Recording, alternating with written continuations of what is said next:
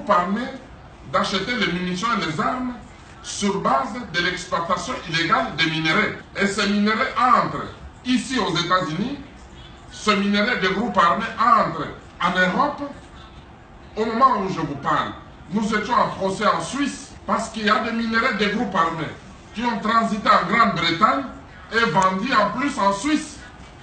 Plus de 3 tonnes d'or. Mais si le comité cherche vraiment à aider la République démocratique du Congo, mais il faut d'abord commencer à arrêter les multinationales qui encouragent les activités des achats illégaux de minerais dans notre pays.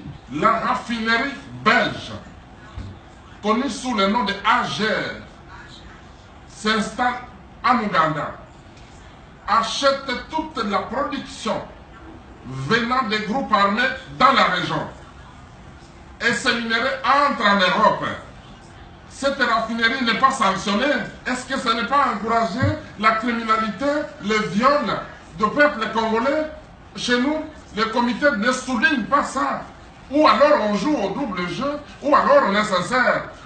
Alors si on est sincère, nous devrons commencer par attaquer la cause de la criminalité dans mon pays. Vous êtes sans ignorer que des fonderies britanniques sont installées au Rwanda pour acheter les coltans des groupes armés venant du Congo. Mais commencez d'abord. Nous voulons que le groupe nous fasse aussi un rapport sur les activités de ces fonderies-là et qu'il y ait des sanctions contre AGR, une raffinerie belge, contre des fonderies britanniques installées au Rwanda.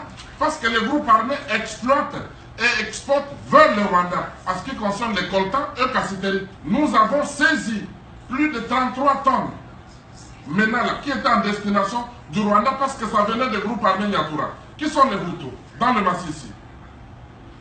Le dossier est pendant. Nous déplorons plus de 13 conteneurs qu'on voulait arrêter mais sortis frauduleusement vers le Rwanda. Le Rwanda nous a déjà restitué plus de 80 tonnes de cassiteries entrées frauduleusement que les groupes armés ont amenées. Mais nous voulons que le groupe d'experts ne se limite pas seulement à l'acharnement sur la République démocratique du Congo, tout en écartant les grands criminels, les concepteurs des crimes de mon pays, vivant en Europe et ici en Amérique. Commençons à décourager le multinational ici, avant de venir sanctionner en République démocratique du Congo. Parce que le multinational qui achète, les consommateurs finaux, nous sommes les producteurs, mais nous ne sommes pas les consommateurs finaux. Les consommateurs finaux se trouvent ici. Ils achètent. Nous avons dénoncé ici 90 kilos d'or entrés aux États-Unis par un faux certificat signé par un membre des Nations Unies. Mais vous n'en parlez pas.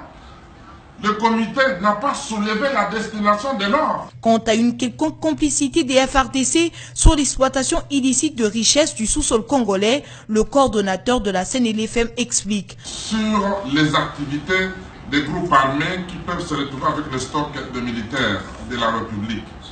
Mais là encore, il y a un problème. Lorsque vous êtes sur le champ de bataille, il peut y arriver qu'il y ait des attaques surprises des groupes armés dans telle ou telle position de l'armée congolaise.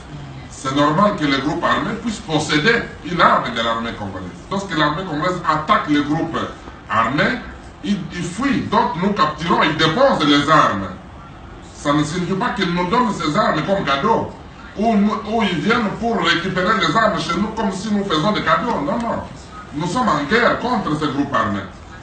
N'oubliez pas aussi que ces groupes armés étrangers qui sont chez nous, particulièrement les FDLR, sont entrés en République démocratique du Congo sur demande des Nations Unies.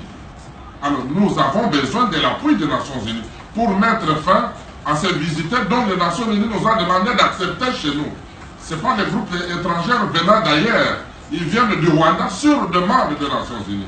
L'évaluation de l'accord signé par le chef d'État africain sur l'exploitation des matières précieuses et semi-précieuses était aussi au milieu de cette réunion au Conseil de sécurité de l'ONU. Le DGA du CEC, coordonnateur de la CNLFM, a donné à ce sujet les preuves des efforts de Kinshasa pour une application de cet accord. Concernant les auteurs du vol d'un lot de certificats de la CIRGL en RDC, croupissent déjà en prison et la série de certificats détournés et désactivés. Dans la région des Grands Lacs, il n'y a que deux pays qui aujourd'hui signent ce certificat pour l'exportation de ces minéraux.